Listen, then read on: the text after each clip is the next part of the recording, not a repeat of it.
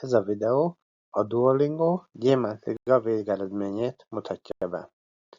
Készítette Szabó Károly 2026. augusztus 2-án.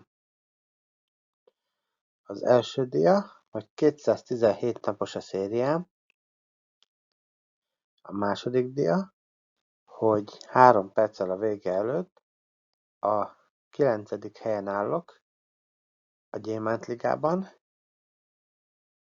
és ezzel bent maradok a Gyémántliga mezőnyében. A következő dia a Gyémántliga, ahová becsatlakozhatom egy lecke megoldásával, és az utolsó dia az adatlapom, amely mutatja, hogy már több mint 222.000 XP-t, tehát tapasztalati pontot szereztem a Duolingo nyelvtanuló programban.